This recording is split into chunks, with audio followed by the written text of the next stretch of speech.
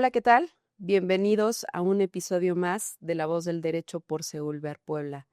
El día de hoy tenemos una gran invitada. Nos complace en presentarles a la magistrada Magali Escamilla Rodríguez, quien nos va a estar acompañando el día de hoy. Vamos a hablar acerca de los operativos retén, los límites, las responsabilidades. Yo creo que es un tema que nos atañe a todos como ciudadanos para saber qué es lo que pasa precisamente en estos retenes.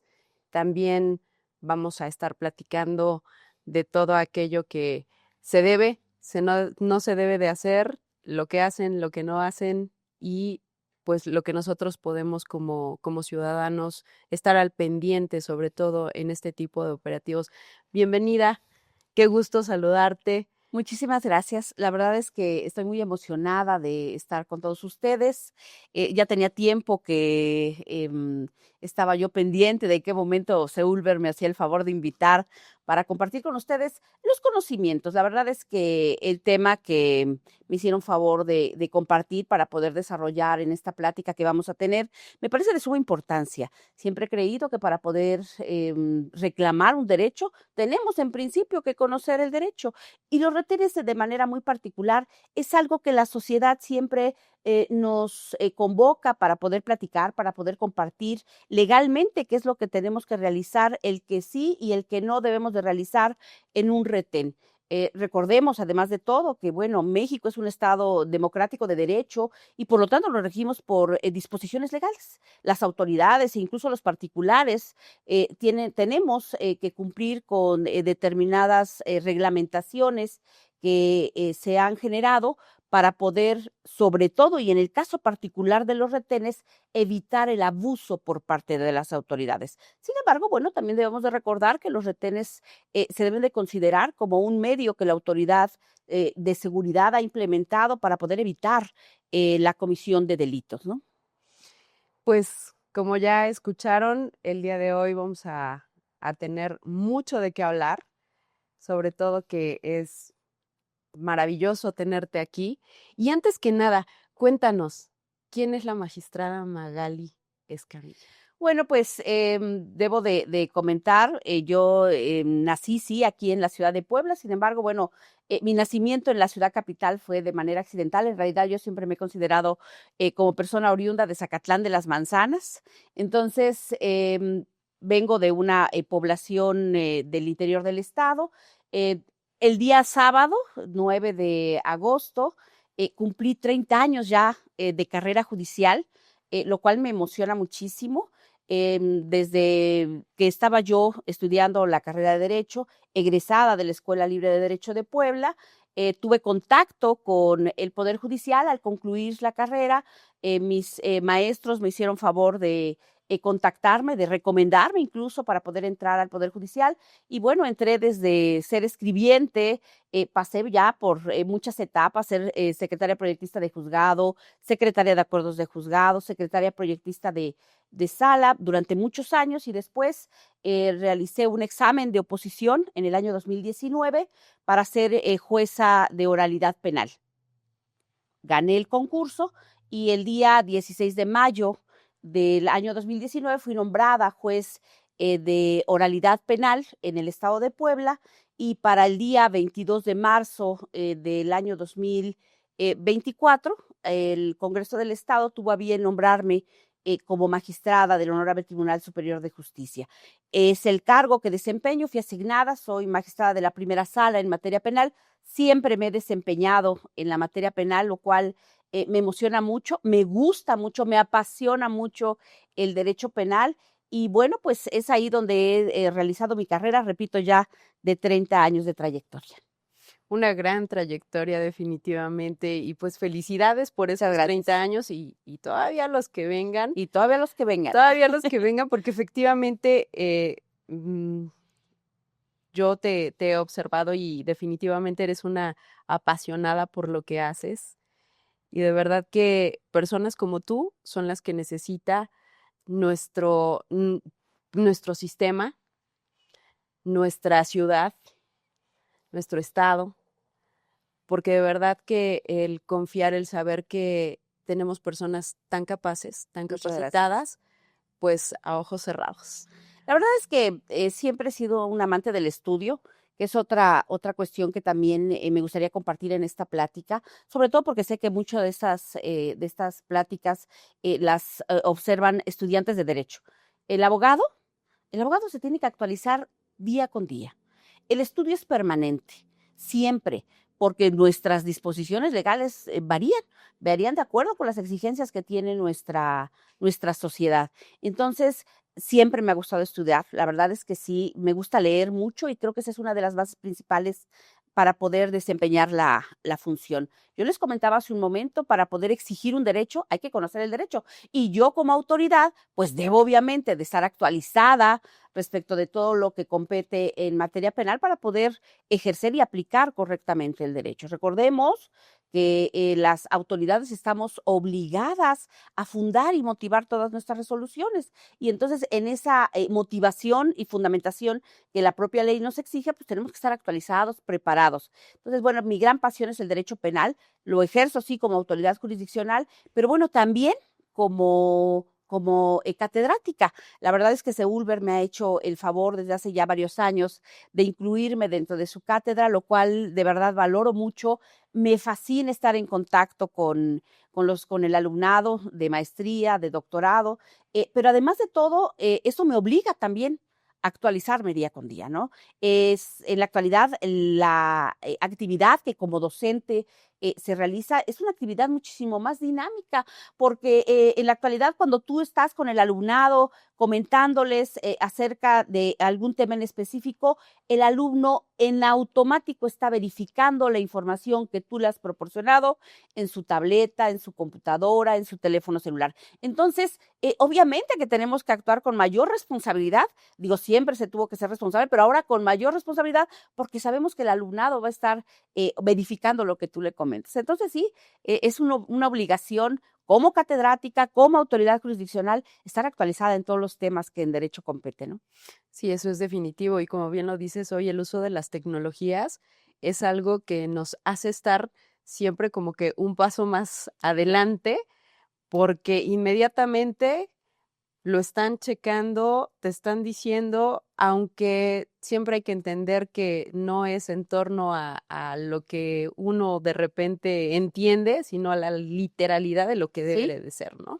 Claro, y bueno, es cierto, sí, que sobre todo en la actualidad con esto de la inteligencia artificial, muchos, sobre todo jóvenes, piensan que la inteligencia artificial puede sustituir cualquier conocimiento. Creo que no, creo que tenemos que tener todavía una reserva en respecto de la información que se nos proporciona a través de la inteligencia artificial. Sin embargo, es una gran herramienta. Y los jóvenes están tan metidos y tan actualizados con todas estas herramientas de la inteligencia artificial que, repito, nos obliga todavía más a actualizarnos, ¿no? Sí, claro. Y pues como siempre, nosotros súper orgullosos, súper agradecidos de que seas catedrática, base de nuestra institución, como bien lo mencionabas, la magistrada se encuentra con nosotros en maestría en Derecho Procesal Penal, en el doctorado de Derecho e Investigación Jurídica y bueno, también se encuentra dentro de la certificación en el Sistema de Justicia Penal para Adolescentes. Entonces, como bien lo saben, nuestra base docente es amplísima y sobre todo son personas muy capacitadas, son expertos en la materia y pues bueno, siempre agradecidos. Y sin más preámbulo, vamos a hablar del tema que nos atañe el día de hoy respecto de lo que es el operativo Retén. ¿Qué es el operativo Retén aquí en México? El operativo retén no está como tal denominado en esos términos dentro de nuestras disposiciones tanto de carácter local o federal. Sin embargo, el operativo retén se debe de considerar como un punto de control. Recordemos que todas las autoridades encargadas de la seguridad pública, llámese policía rural, policía municipal, estatal, actualmente la Guardia Nacional, están obligados a mantener el orden de la ciudadanía, del orden de la sociedad.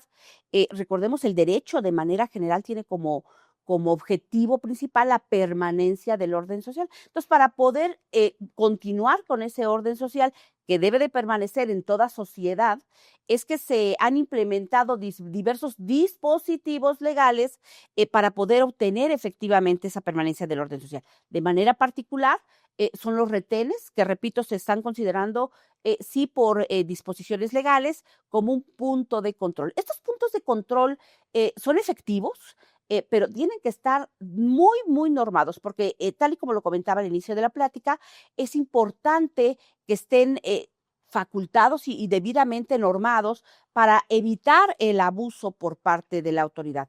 Estos puntos de control que se tienen para poder localizar objetos que puedan ser instrumentos o bien objetos de delito, también para poder evitar la comisión de alguna conducta delictiva. Y repito, todo ello enfocado efectivamente para la permanencia del orden social.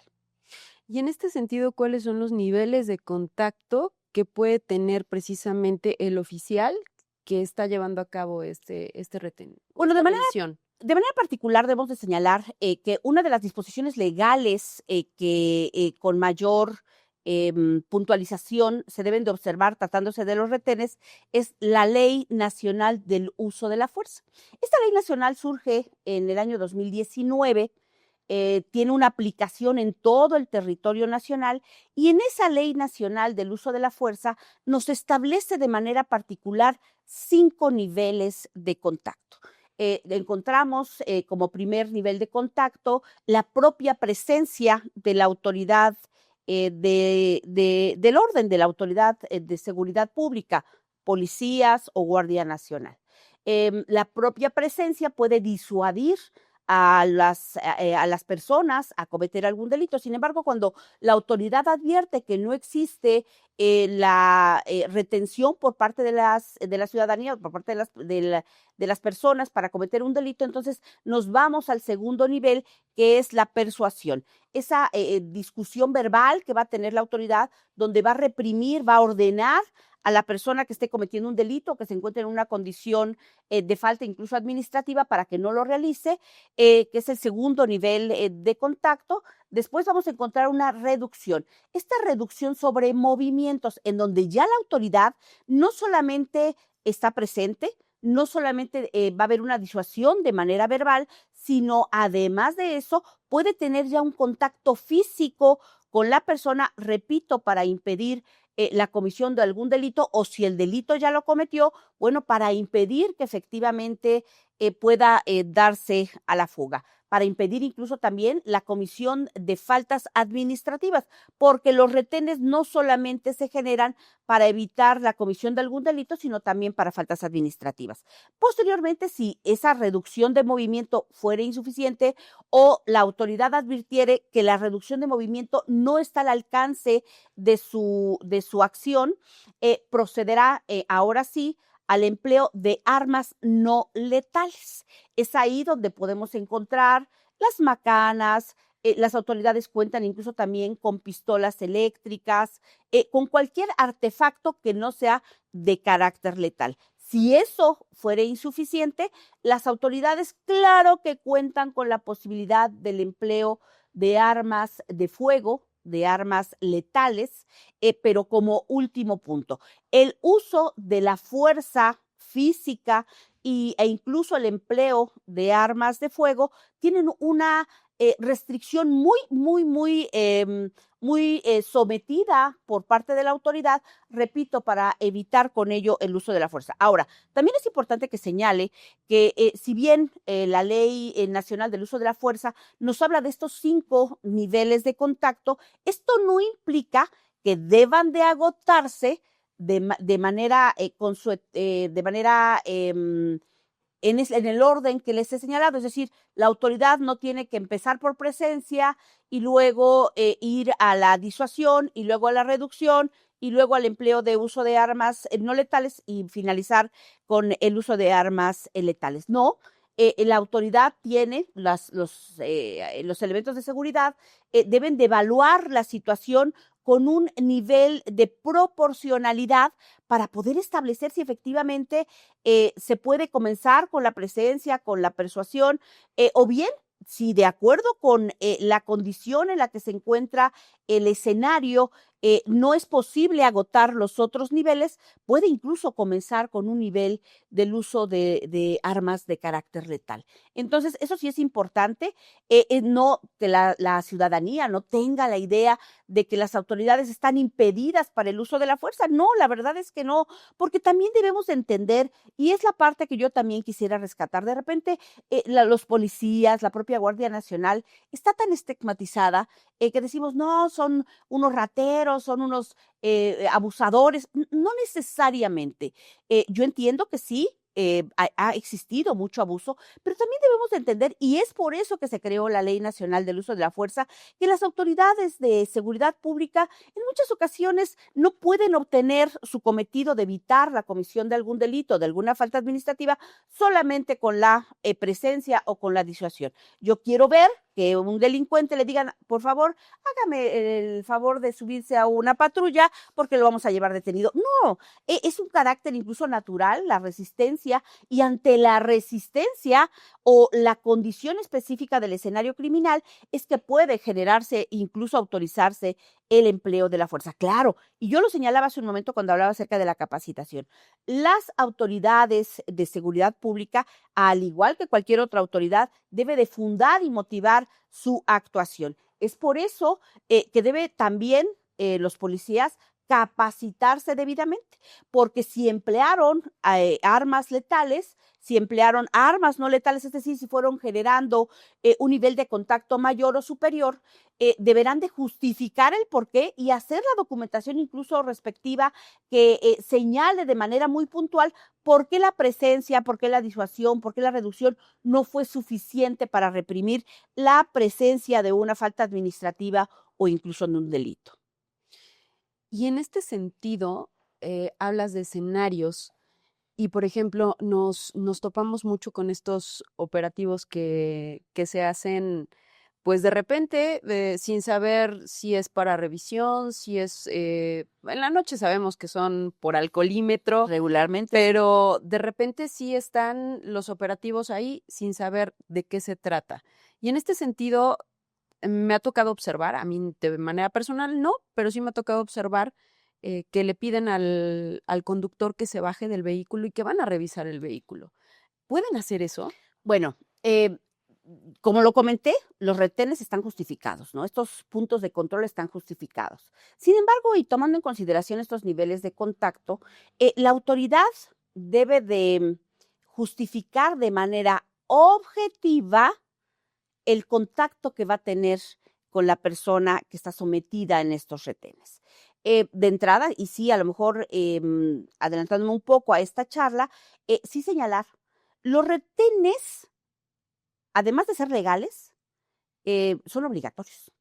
Si ustedes van en su auto, si ustedes van en su motocicleta, si ustedes van incluso caminando, pero encuentran algún retén y las autoridades de seguridad pública les dan la indicación que deben de detenerse, háganlo. Porque el no hacerlo genera sí esa presunción o sospecha de que pueden estar los elementos policiales ante la presencia de algún delito. Entonces, esto puede motivar, sí, ya de manera objetiva, que los persigan hasta que logren su detención. Y conforme la evasión va siendo mayor, se va justificando estos niveles de contacto que les había yo comentado hace un momento, hasta llegar incluso al uso de la fuerza. Entonces, de entrada, sí se tienen que detener en un retén. Pero los retenes como tal, y por desgracia, bajo los niveles de inseguridad que tenemos actualmente en México, nos genera en muchas ocasiones sospecha acerca de si efectivamente se trata de un retén de carácter legal. Bueno, lo que sí les puedo decir es que cuando menos la Guardia Nacional y de manera general cualquier retén debe de estar a la vista, no va a estar escondido, no va a estar sigiloso para poder salir de manera intempestiva, no. Se montan los retenes visibles para que la ciudadanía sepa que se trata de un retén. En el caso de la Guardia Nacional, y así lo señalaba en una plática el coordinador de la Guardia Nacional en Puebla, se van a colocar en lugares abiertos, nunca en una curva, nunca en un lugar oscuro, precisamente para poder demostrarle a la ciudadanía que se trata de un retén de carácter legal. Pero si ya nos encontramos en un retén, el conductor de un vehículo, y pensemos en estos retenes que son para vehículos o motocicletas, tendrán que detenerse, pero no necesariamente deben de bajarse de la unidad vehicular. El bajarse de la unidad vehicular ya tendrá que ser, sí, bajo la orden o la indicación por parte de la autoridad de seguridad pública, y es a menos que se los indiquen que van a descender del vehículo. Regularmente en estos retenes no requieren de que desciendan de la unidad vehicular de manera inmediata, sino les van a pedir sus documentos, su identificación, si van en un vehículo, ya sea motocicleta o vehículo automotor, bueno, pues les van a pedir los documentos que acrediten la legal posesión de ese vehículo, su credencial o su licencia de manejo, su licencia de conducir, la tarjeta de circulación, para verificar, repito, la legal procedencia de esta unidad y de la posesión que se tiene de esto. Y a menos, y esa es la parte importante a señalar, a menos que en este primer contacto que tuvieron las autoridades pudieran advertir la presencia de algún elemento objetivo, y ahorita voy a referirme por qué objetivo, algún elemento objetivo que haga presumir a la autoridad que se encuentran en presencia de un delito o de una falta administrativa, es como ya les van a solicitar que desciendan de la unidad. Si efectivamente existe algo que haga presumir que efectivamente se encuentran ante la presencia de un delito o de una falta administrativa, las autoridades que están llevando a cabo el retén sí pueden revisar la unidad vehicular. El Código Nacional de Procedimientos Penales establece un listado de actividades que pueden realizar las autoridades sin necesidad de una autorización de carácter judicial. Y de manera particular, la revisión de los vehículos no requieren la autorización por parte de un juez, de una autoridad judicial. Entonces, sí pueden revisar el vehículo, pero para que se lleve a cabo la revisión del vehículo, debemos, o mejor dicho, la autoridad deberá de justificar que de manera proporcional, de manera objetiva, encontró algún punto, algo que lo hizo sospechar acerca de que se encontraba en presencia de un delito. Y bueno, abundando acerca de este tema, indicar la diferencia entre una percepción subjetiva de una objetiva. En la objetiva, que es la que nos debe de importar, la autoridad de seguridad pública deberá de demostrar ante el Ministerio Público en un primer orden, ante el juez de control en un segundo orden, que esa sospecha lo es para la autoridad, pero lo es para el Ministerio Público, pero lo es para el juez. Yo recuerdo en mis épocas de juez de control, en una ocasión me llega un detenido y la sospecha que hizo que se generara su detención, su revisión en un principio y con ello su detención porque le encontraron narcóticos entre sus ropas, fue que se encontraba a la 1 de la mañana solo en un parque público, y el lugar se trataba, de acuerdo con el atlas delictivo, de un lugar peligroso. No, pues eso no puede ser, ¿no? O sea, porque tiene una actitud sospechosa. Bueno, ¿sospechosa por qué? O sea, no basta con que me digan que es sospechoso, sino la autoridad debe de justificar en qué basa esa sospecha, ¿no? O sea, que efectivamente, en el caso particular de los vehículos, bueno, pues en muchas ocasiones la detención se da porque los papeles no van en regla, porque no lleva una licencia de manejo, porque no lleva su tarjeta de circulación. Esto genera una falta administrativa que sí provoca que el vehículo, si no existe, en el caso de la licencia de manejo, si no existe dentro del vehículo otra persona que pueda contar con una licencia de manejo y que se pueda llevar la unidad vehicular, pues sí genera incluso la detención de la unidad vehicular, que lo llevarán seguramente al retén con los costos que esto genera. Pero encontramos también en ocasiones en donde a la simple vista pueden traer narcóticos, pueden traer armas de fuego. De repente nos parece increíble cómo llevar una pistola a la vista. Bueno, pues sí sucede. La verdad es que sí sucede. Entonces, ante esta situación, los elementos policiales no solamente van a generar la revisión, sino están obligados a llevar a cabo la revisión de la unidad vehicular y obviamente si se encuentran narcóticos, si se encuentran armas de fuego, la detención de la persona. Porque si la cantidad del narcótico que se tiene en posesión de la persona retenida supera la dosis máxima de consumo personal inmediato que la Ley General de Salud contempla, pues sí, obviamente estamos ante la presencia de un delito. Lo mismo sucede respecto de las armas de fuego. Encontramos armas de fuego del uso exclusivo del ejército en donde no hay posibilidad de que un particular las pueda tener, o de las armas que no lo son de esta naturaleza, en donde deben de contar con un permiso por parte de la Secretaría Nacional de la Defensa. Entonces, si no cuentan con el permiso, si se trata de estas últimas o si se trata de armas de uso exclusivo del ejército, estaremos en presencia de un delito también. Ahora, en este punto particular, y sí quiero hacer mucho énfasis en ello, porque de repente los particulares se rehúsan mucho a que se les revise.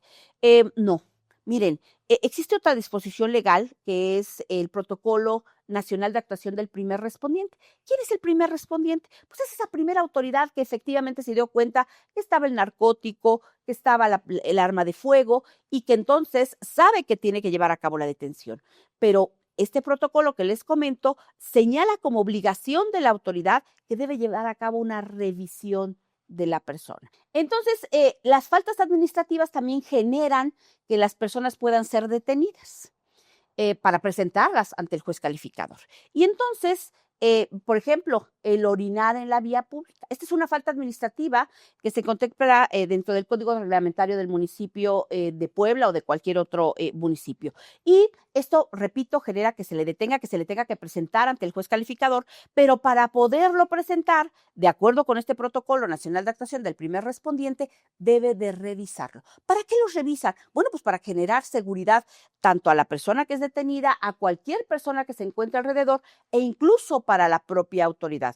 Si al momento de detenerlo y no lo revisa y esta persona lleva algún arma letal, una navaja, un cuchillo, pues con este puede generar algún tipo de afectación a la integridad física, incluso a la vida de los propios policías. Entonces, está facultada la autoridad para llevar a cabo esta revisión corporal. Ahora, esa revisión corporal, y aquí también quiero ser muy enfática en ello, esta revisión corporal debe de ser respetando el honor de las personas.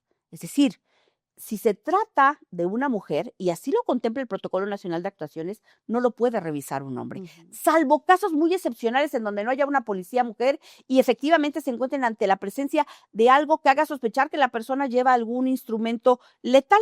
Entonces, pero de caso muy excepcional, a una mujer la tiene que revisar una policía mujer. Pero si se trata ya de la revisión, pues no los van a desnudar en la vía pública para poderlos revisar. Es una revisión externa para que puedan, como repito, poder detectar algún arma de carácter letal. Entonces, llevan a cabo la revisión y si al momento de llevar a cabo la revisión, que repito, está justificada y autorizada, entonces pueden encontrar algún narcótico, algún arma. Esto da ya pie a que nos encontremos ante la presencia de un delito. Es muy común también, y lo vi muchas ocasiones durante los controles de detención, que incluso abogados alegaban, bueno, pero es que si se trató de la detención por una falta administrativa, ¿dónde está la falta administrativa? ¿Dónde está la boleta de la falta administrativa? E incluso la multa que el juez calificador pudiera imponer. No, esto no se va a dar. ¿Por qué? Porque el delito absorbe la falta administrativa. Entonces, no busquen que se genere la boleta de infracción de la falta administrativa, porque, repito, ante la presencia del delito tenemos que dar prioridad a esta situación y entonces ya no lo presentarán ante el juez calificador, sino ante la agente del Ministerio Público. Pero sí, la revisión de las personas está autorizada, es legal. Claro, con la reglamentación que el Protocolo Nacional de Actuación del Primer Respondiente de la Ley Nacional del Uso de la Fuerza Pública nos impone. Y en este caso, ¿qué debería de hacer un ciudadano si es que considera que hubo, pues obviamente, este uso excesivo de la fuerza? A ver, yo un consejo que les doy, incluso yéndonos un poquito más atrás, vamos a suponer que no ha habido como tal el uso de la fuerza, sino simplemente en los retenes, te hacen la parada. para que te detengas. Detente, porque si no te detienes, generas una sospecha de que estás ante la presencia de algo que efectivamente pueda ser considerado como delito. Entonces te detienes, pero desde el momento mismo en el que tú te detienes, los celulares, todos los celulares en la actualidad son celulares inteligentes, activa tu cámara y comienza a grabar todo lo que suceda. Yo he visto en videos en esta red social, en el internet, que los policías de repente dicen, no, es que no me puedes grabar. No, no, no, claro que los puedes grabar, porque ellos están haciendo una función de carácter público. No los vas a grabar en su casa o cuando vayan a dejar a sus niños a la escuela. Los estás grabando en su función pública. Y es un acto de seguridad. Los elementos policiales que llevan a cabo estas detenciones, a la larga, si nos vamos a encontrar después bajo la presencia de un delito, pues van a llegar ante un juez e incluso pueden llegar a un juicio. Y en ese juicio esos policías se van a convertir en órganos de prueba. Y si tú grabaste todo lo que sucedió, tu grabación también es un órgano de prueba. Es un documento visual que se puede agregar en un juicio o en una carpeta de investigación. Es decir, ustedes pueden llegar ante la gente del Ministerio Público y decirle, lo grabé. Ahora, también sucede mucho que si los graban bajo este abuso que también sucede por parte de las autoridades de seguridad, les quiten el teléfono. Bueno, en la medida de lo posible, transmitan en vivo o si tienen el video, mándeselo a alguien dentro de sus contactos para que tengan un respaldo de la información. Entonces, sí es importante, eso es un tip, un consejo que les doy. No es ilegal grabar a las autoridades siempre y cuando la grabación no obstaculice la función de la autoridad. Porque obviamente que si tú lo estás grabando y con esa grabación impides que te detenga o que detenga a otra persona, te le pones en medio para grabarle su cara, no se trata de eso, sino que tú grabes efectivamente la actividad que realiza la autoridad para evitar efectivamente estos abusos, ¿no? Sí, claro, eso es muy común en el día de hoy. Se ve en todas las redes sociales, pero lo que siempre el servidor público, la primera frase que dice es, no me puedes grabar. Y no es así. Y es el manotazo y es el aventón y es entonces ahora sí te voy a detener. Y por más que el ciudadano, porque hay muchos videos de eso, por más que el ciudadano dice, no, sí, estoy en todo mi derecho de hacerlo, puedo hacerlo. Claro. Y es la negativa. Entonces, sí, muchas ocasiones nos encontramos con que del lado de los funcionarios es, puedo hacer, puedo hacer, puedo hacer, pero el ciudadano no puede hacer. Y es Y lo es a la contrario. falta de conocimiento, Es ¿no? Al final de correcto. cuentas. Y es todo lo contrario. Fíjense, estos son principios básicos de derecho. En las autoridades solamente estamos facultadas para realizar lo que la ley nos autoriza. Y en ello incluyo a los policías. Los ciudadanos podemos hacer todo lo que queramos siempre y cuando no esté prohibido. O sea, son silogismos de derecho que se manejan, se tienen que manejar siempre, pero las autoridades, claro que encontramos abuso de autoridad, y tampoco me voy a negar al hecho de que también en muchas ocasiones les pueden sembrar narcóticos o incluso armas. Bueno, para evitar esto, es que yo les digo, ya sea la persona que vaya manejando el vehículo, la motocicleta o algún acompañante que se encuentre con él, comiencen a grabar. Y esto efectivamente no constituye una falta administrativa, un delito, mucho menos. Claro está que si se justifica la detención de la persona, el impedir que lo detengan porque se le encontró un narcótico, porque se le encontró un arma, porque está en una situación que demuestra la existencia de un delito, impedir que se detenga a esta persona provoca la existencia de otros delitos anexos, como son resistencia de particulares. Entonces, permitan que esto suceda y cuando ya lleguen ante una autoridad superior, hagan valer estas circunstancias. Es decir, cuando lo pongan a disposición del agente del Ministerio Público, presenten el video. Y si el agente del Ministerio Público hace caso omiso de esta información, preséntenla ante el juez de control si es que llegara a esta instancia. Repito, un video se convierte en un documento visual.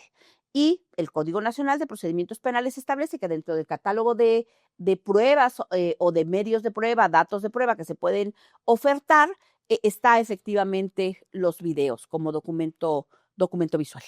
Bueno, y hablando de ejemplos como lo has estado haciendo, y en este sentido, supongamos que estamos en un retén como bien decías, esta siembra, eso no pasa aquí, pasa en otras partes del mundo, aquí no. Pero en ese supuesto, le quitan el teléfono celular a la persona a la que le piden que le van a hacer la revisión, no tiene forma de grabar, no llevaba nada en la mochila, supongamos que iba en una motocicleta, no llevaba nada en la mochila, le piden hacer revisión de la mochila y mágicamente encontraron algo. ¿Qué hacer ¿Qué hacer en ese esos tipo casos? de casos? Bueno, me tocó incluso en algún momento tener una circunstancia similar ya en juicio, en donde recordemos que el Código Nacional de Procedimientos Penales establece una figura de carácter sí administrativo, pero que incide en la producción de la prueba, que es la cadena de custodia. Efectivamente, puede suceder que aparezca en esa mochila, pero si ese narcótico o esa arma no tiene las huellas digitales de la persona imputada, pues difícilmente se puede ligar o enlazar con la persona misma. Entonces, bueno, de entrada, establecer esa cadena de custodia que demuestre que el narcótico o el arma que está ya asegurada por el Ministerio Público es la misma que se encontró.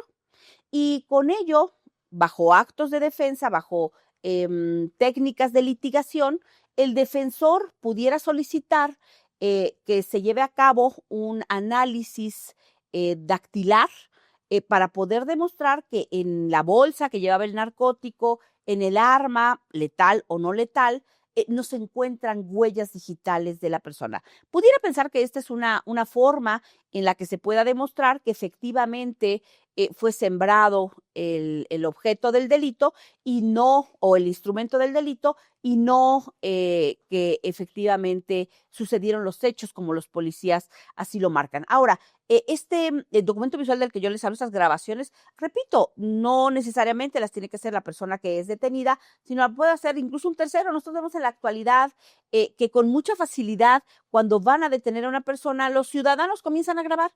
Bueno, pues esto también resulta válido.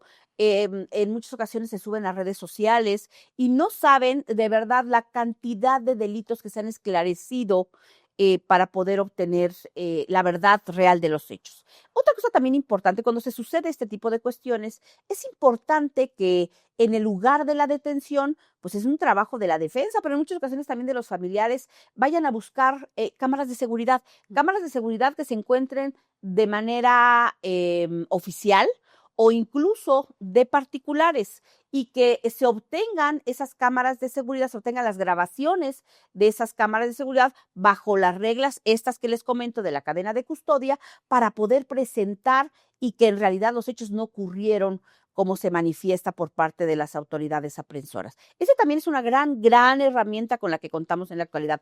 Efectivamente, nos alcanzó la época de un mundo nos vigila.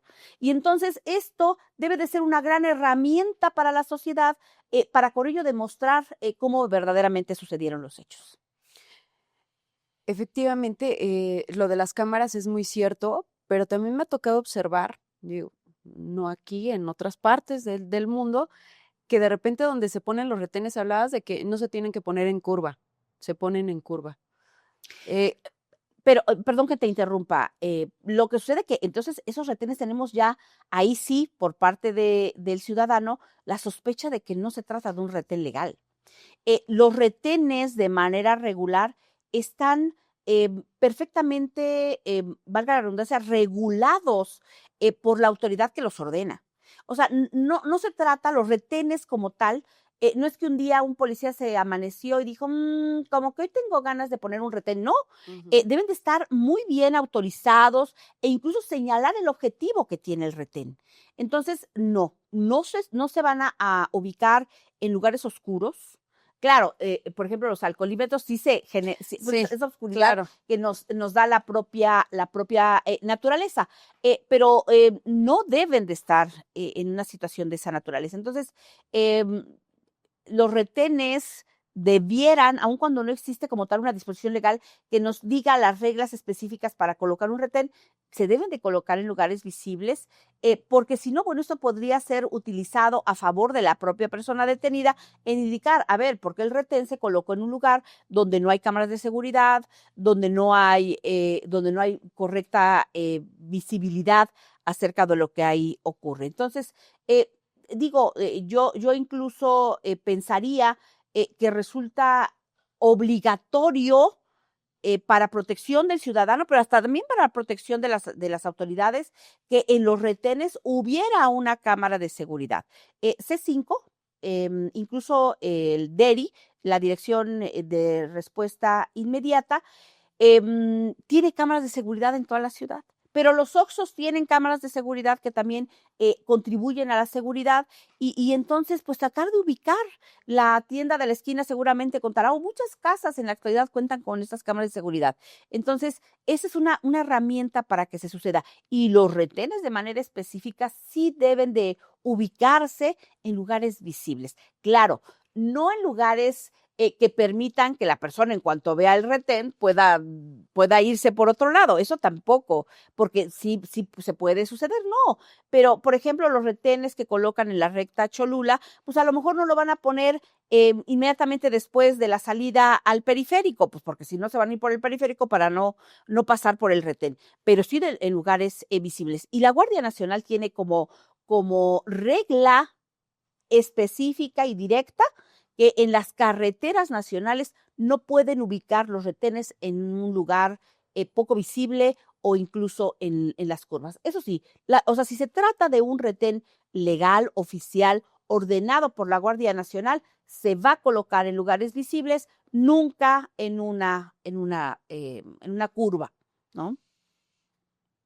Suena muy bonito. Y te comentaba, sí me ha tocado verlos, me ha tocado pasar por dos que literalmente curva y ahí está. ¿Buscas alguna cámara? No hay cámaras.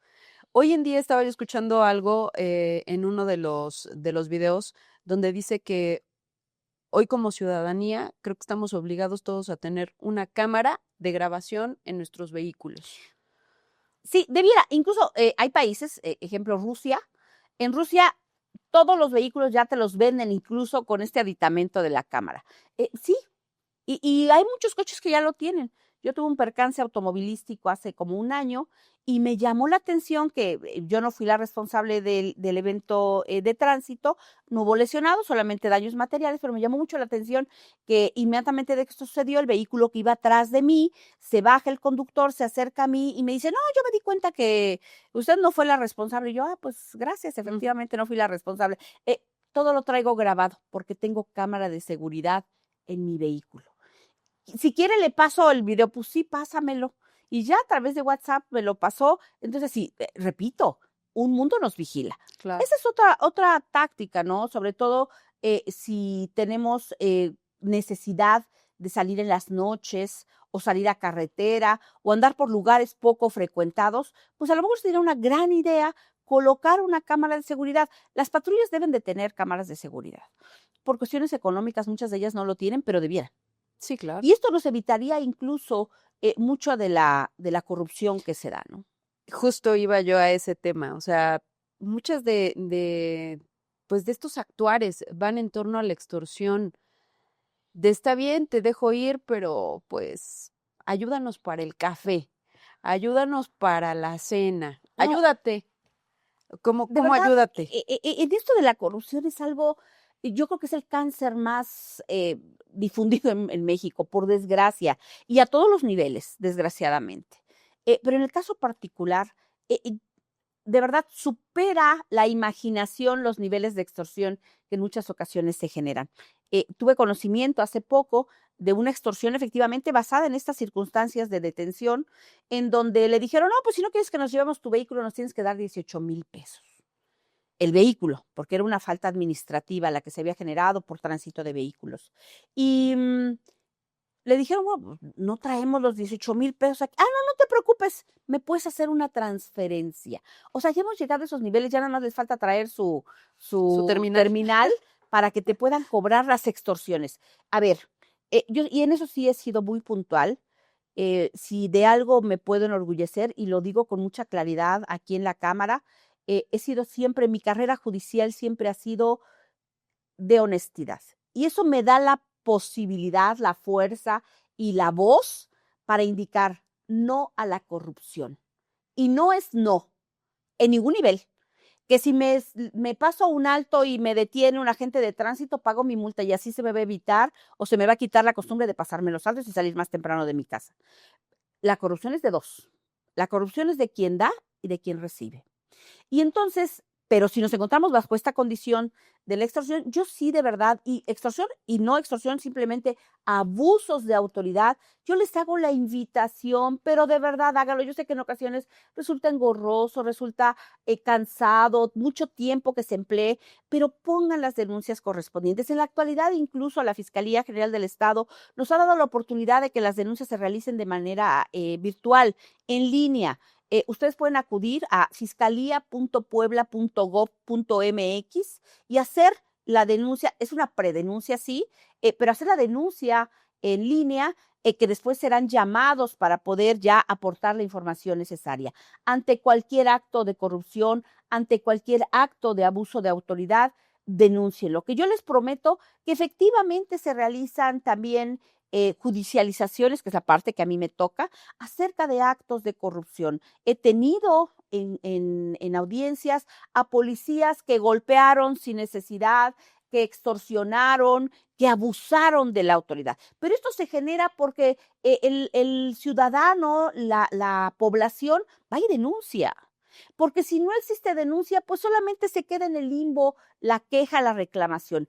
No son válidas las denuncias o no son necesariamente suficientes esas denuncias que se hacen en las redes sociales. Se puede hacer, sí, efectivamente, la denuncia en las redes sociales y a lo mejor tendrá un impacto de carácter social, pero de carácter jurídico, esa denuncia que realizan en los medios de comunicación, en las redes sociales, se tienen que realizar ante la Fiscalía. Es cierto, sí, que la Fiscalía, y me consta que así sucede, la Fiscalía tiene también esta visualización de las denuncias en las redes sociales. Es decir, sí tienen a un personal capacitado para estar navegando en las redes sociales para encontrar cualquier denuncia en estas formas. Y pueden comenzar incluso una indagatoria, una carpeta de investigación con la sola denuncia en las redes sociales, pero para poder contar con los elementos suficientes que nos garanticen que van a llevar al policía, incluso a la gente del Ministerio Público ante una autoridad para poder demostrar un abuso de autoridad o un acto de extorsión, tiene que comparecer la persona ante la autoridad del Ministerio Público para formular la denuncia correspondiente. Incluso en la actualidad, la fiscal general en el Estado ha invitado a la población a realizar sus denuncias en cualquier agencia. Tenemos agencias especializadas. Sin embargo, nos ha dicho, si ustedes van a presentar una denuncia, la pueden presentar en cualquier unidad. Claro, yo recomiendo realizarla en las unidades correspondientes porque yo sé que lo hace la fiscal general, pues para poder dar más acceso a la justicia. Sin embargo, se hace más tardado. Eso sí también les quiero comentar. Hay denuncias, por ejemplo, que se realizan en el caso de abuso de autoridad en la unidad de robo de vehículos. Pues sí, la unidad de robo de vehículos va a recibir tu denuncia, pero solamente la va a recibir, que después tiene que mandarla a la unidad, a la FEC, a la Fiscalía Especializada en Combate a la Corrupción, y entonces ese traslado hace más tardada la respuesta a una situación de abuso. Entonces, no que lo realicen en las unidades correspondientes, pero si no es posible, en cualquier unidad, denúncienlo y hagan un seguimiento de esas denuncias, que haciéndolo es como vamos a ir evitando que efectivamente las autoridades sigan cometiendo estos abusos, estos excesos, incluso la extorsión, que la extorsión es un delito, como el cohecho también lo es, ¿no? Sí, aquí la situación que yo creo más palpable es el hecho de que muchas de las veces las autoridades también incurren a la amenaza del ciudadano de, sí, ¿me denuncias? Entonces ya tengo tus datos. Entonces ya tengo aquí tu dirección, ya tengo tu INE, ya sé dónde vives, ya sé esto, ya sé el otro. Y creo que también ese es un factor por el cual la ciudadanía no lleva a cabo las denuncias correspondientes. Es cierto, sí, es cierto todo esto, pero también quedarnos callados no va a mejorar la situación en México, al contrario, la va a empeorar. Entiendo efectivamente que por desgracia esto sucede, sin embargo, repito, esto mismo que comentas acerca de las amenazas, háganselas saber a la gente del Ministerio Público para que pueda implementar medidas de protección. Que le digan a ese policía al que están denunciando por extorsión, al que están denunciando por cohecho o por abuso de autoridad, que tiene prohibido acercarse a la persona que denuncia. Esto también es posible y los agentes del Ministerio Público efectivamente generan estas medidas de protección que, valga la redundancia, protegen de alguna represalia por parte de la autoridad a la que están denunciando. Yo creo que ese es un punto muy importante del cual no toda la ciudadanía tiene conocimiento de que pueden pedir estas medidas de protección y con esto sería una gran ayuda, claro, precisamente para que todos los demás perdamos el miedo, se haga la denuncia correspondiente y obviamente si es que se incurrió realmente en algún delito, en algún exceso, cualquier tipo de exceso por uso de fuerza de las autoridades, pues obviamente sea señalado y pues en su momento también tendrá las repercusiones Claro. jurídicas para quien lo haya cometido, Claro. ¿no? También digo, si me das la oportunidad, también quisiera comentar otro punto que resulta también muy importante. En esto de los retenes, pero más que los retenes, la intervención de la autoridad ante la presencia de alguna falta administrativa o algún delito. Es común que si se pasaron un alto y un policía municipal o estatal les hace una llamada de atención, diga, no, tú no tienes por qué. Tú eres una autoridad no de tránsito y solamente el agente de tránsito es el que me puede llamar la atención. No, no, no es así, no. El agente de tránsito es el único que te puede imponer la infracción de tránsito ante la falta administrativa.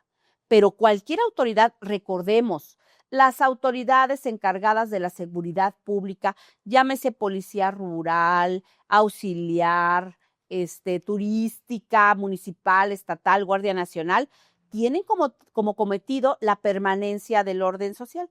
Y ante la permanencia del orden social, claro que pueden intervenir en estos casos y claro que te pueden llamar la atención, no te pueden detener, no necesariamente, sino llamarte. Recuerden estos niveles de contacto, bueno, la presencia y sobre todo la persuasión de, a ver, te pasaste el alto, tienes que ir con cuidado, porque si no, puedes cometer una falta mayor, puedes atropellar a alguien, puedes provocar una colisión, y de eso es de lo que la autoridad también tiene que prevenir. Entonces, no, eso sí, no te pueden imponer infracciones de tránsito, eso sí solamente la autoridad de tránsito, pero cualquier policía te puede llamar la atención por una situación de esta naturaleza. Eso también es un dato muy Sí, importante, porque de repente pasa que la persona efectivamente se pasa el alto, ve la patrulla y dice, bueno, no es de tránsito, no es de no tránsito, pasa claro, nada, ¿no? claro. No pasa nada. Pero entonces sí puede más adelante detenerlo para Detenerlo y llamarle para llamarle la la atención. atención únicamente. Ok, pues definitivamente son temas donde la ciudadanía muchas veces tiene el desconocimiento de el cómo actuar respecto de estos puntos que se han tocado el día de hoy y hay muchísimos más y Claro. muchísimos más ejemplos que se pudieran dar, pero estas cápsulas justamente nos sirven para darle a conocer al público en general también qué es lo que podemos hacer, qué no podemos hacer, hasta dónde podemos intervenir, dónde no podemos hacerlo Claro. y sobre todo, como bien lo dice la magistrada, levantar la voz, no quedarse callados cuando somos pues señalados por algo que no hayamos cometido y que injustamente se nos está acusando de ese tipo de actos, ¿no? Pues no me queda más que agradecerles el haber estado escuchándonos. Ya saben, nos encuentran en nuestras redes sociales como Seúl Ver Puebla, agradeciendo como siempre de tu tiempo, agradeciendo que estés aquí, agradeciendo infinitamente que formes parte de esta gran familia, la familia Seúl Ver, y pues orgullosísimos de toda tu trayectoria. nuevamente mil felicidades por estos 30 años y por todos los que vienen. Muchísimas gracias. La verdad es que yo agradezco mucho. Agradezco también que Seulver me ha dado la oportunidad de estar en contacto con todos ustedes en esta cápsula que estamos generando, pero también en esta cercanía que tengo con el alumnado. Muchas gracias y a sus órdenes siempre. Pues muchísimas gracias, como siempre, un abrazo muy fuerte, muchas gracias y sobre todo al gran apoyo que nos dan nuestros fundadores de Seulver Puebla por hacer este proyecto posible. Quiero comentarles que estamos en procesos de inscripciones. Tenemos una gran oferta académica en Seulver Puebla, licenciaturas en modalidad escolarizada, como lo es la licenciatura en Derecho, la licenciatura en Pedagogía, Ingeniería Civil, Ingeniería Industrial. También contamos con la maestría en Derecho Procesal Penal, la maestría en Juicios Orales, que se lleva en modalidad sabatina, presencial y virtual, el doctorado en Derecho Procesal, en Derecho Penal e Investigación Jurídica, que se lleva a cabo por medio de la virtualidad, certificación en adolescentes, en el Sistema de Justicia Penal para Adolescentes, que se lleva a cabo de manera virtual los días viernes. Estamos en procesos de inscripciones. Estamos entrando con nuevos grupos el viernes para certificación, viernes 5 de septiembre, y el sábado 6 de septiembre iniciamos con maestrías, doctorados. De igual forma, en el sistema escolarizado, en el mes de septiembre, no duden en contactarnos. Vamos a dejar anclada la información de contacto y pues muchísimas gracias. Esperamos que esta información haya sido de provecho, de utilidad y sobre todo, como bien lo dice la magistrada, uno nunca deja de aprender y todos los días deberíamos de estar aprendiendo algo nuevo. Muchísimas gracias y nos vemos en nuestro próximo episodio.